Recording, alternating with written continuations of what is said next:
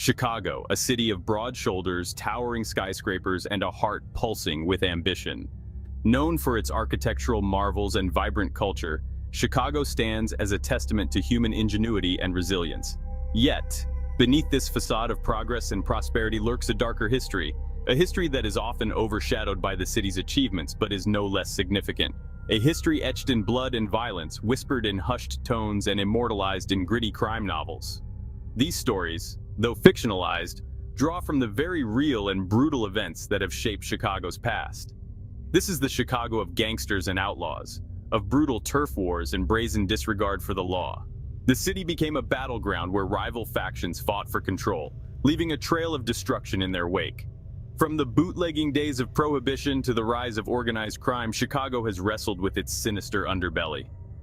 The Prohibition era in particular was a time of rampant illegal activity, as the ban on alcohol gave rise to a lucrative black market. Names like Al Capone and John Dillinger still evoke a chilling sense of awe and fear, their exploits forever intertwined with the city's narrative. These men became infamous, their names synonymous with crime and violence. These criminals, driven by greed, power, and a chilling lack of remorse, left an indelible mark on Chicago's psyche. Their actions were not just crimes against individuals, but against the very fabric of society. Their crimes, often committed in broad daylight, terrorized citizens and stained the city's reputation. The fear they instilled was palpable, affecting the daily lives of ordinary people. The streets, once bustling with the promise of a new life for immigrants and dreamers, became battlegrounds. The hopes and aspirations of many were overshadowed by the violence that plagued the city. The stench of fear and corruption permeated the air, casting a long shadow over Chicago's future. Corruption was not limited to the streets. It infiltrated the very institutions meant to protect the citizens. This is the story of Chicago's Most Wanted, a journey into the heart of the city's criminal underworld. It is a tale of power struggles, betrayals, and the relentless pursuit of control.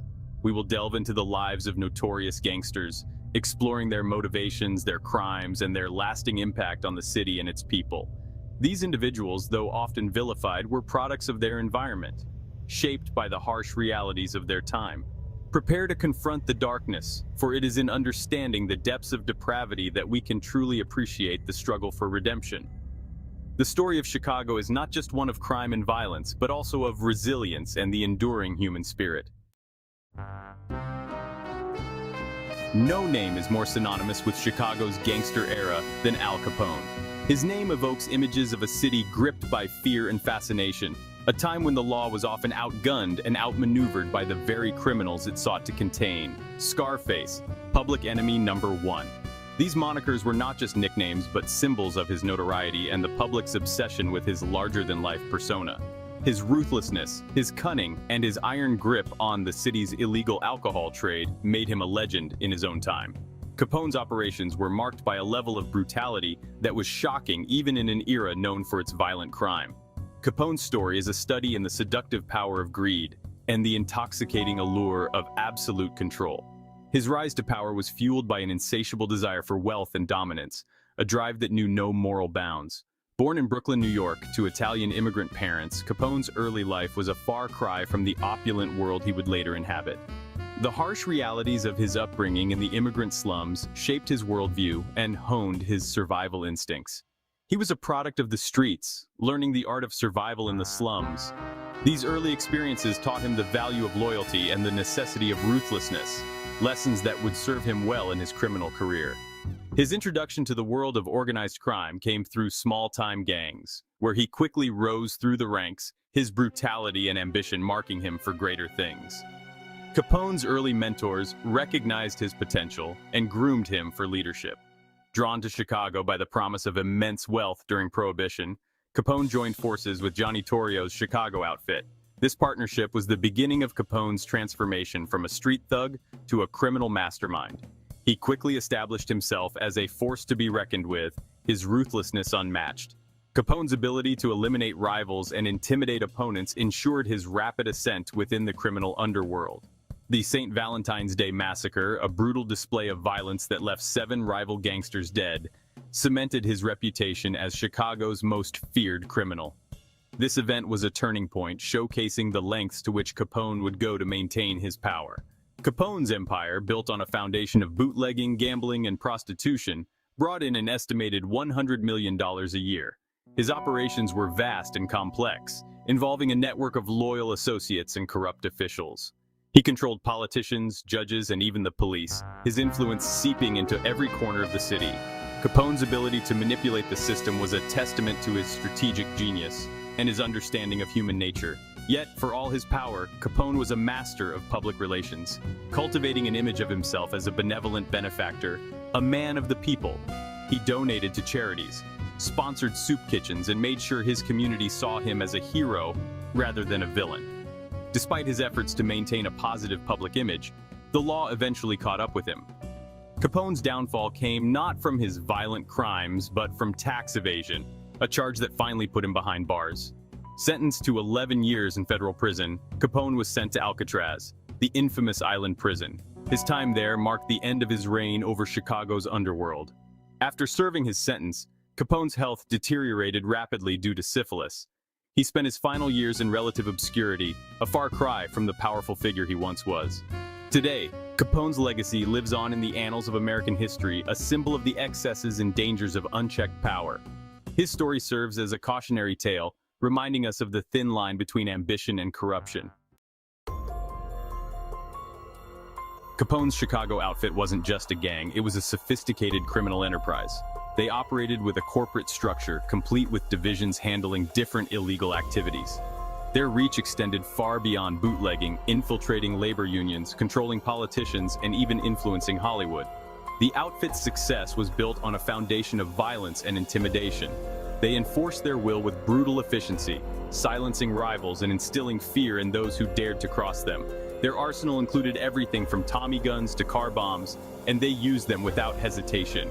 Corruption was the lifeblood of the outfit. They bribed judges, police officers, and city officials, ensuring their criminal activities continued unimpeded. They infiltrated legitimate businesses, using them as fronts for their illegal operations and laundering their ill-gotten gains. The outfit's reign of terror cast a long shadow over Chicago. They held the city hostage, their grip on power seemingly unbreakable. Their influence reached into every facet of life, corrupting institutions and eroding public trust. As the 1940s dawned, a new chapter in the history of organized crime in Chicago began to unfold. The city, once dominated by the larger-than-life figure of Al Capone, was now witnessing a transformation. The flamboyant era of public shootouts and extravagant displays of wealth was coming to an end. In its place, a more subtle and insidious form of criminal enterprise was taking root. The face of organized crime in Chicago began to shift. The flamboyant era of Al Capone was over.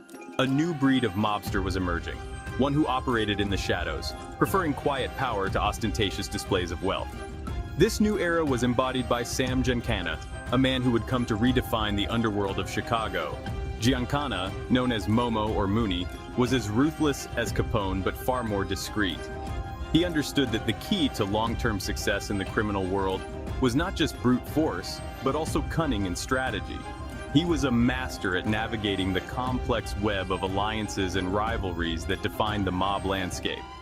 Giancana's rise through the ranks of the outfit was marked by a chilling efficiency.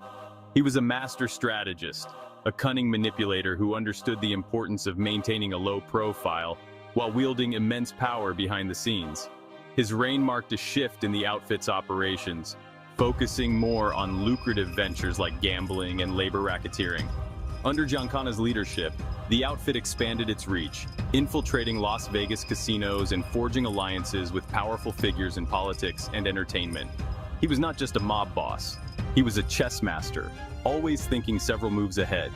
His ability to anticipate and outmaneuver his rivals made him a formidable force in the underworld. Giancana's cunning and strategic mind allowed him to maintain a low profile while wielding immense power behind the scenes.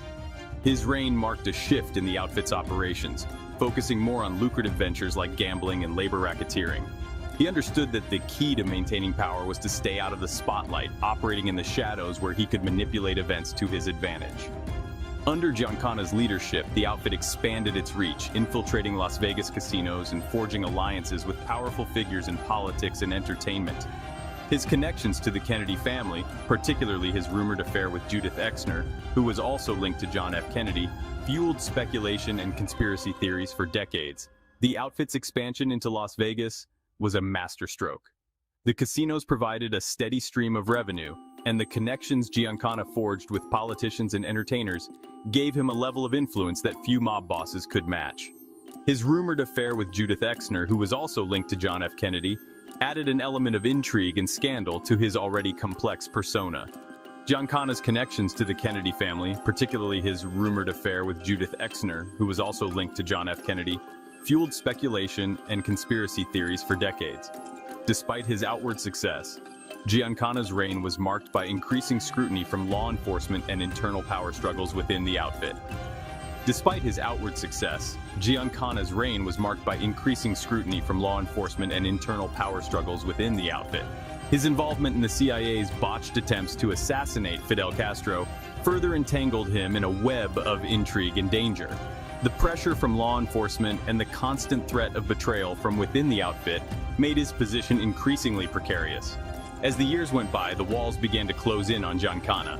Law enforcement agencies were relentless in their pursuit, and the internal power struggles within the outfit only added to his troubles.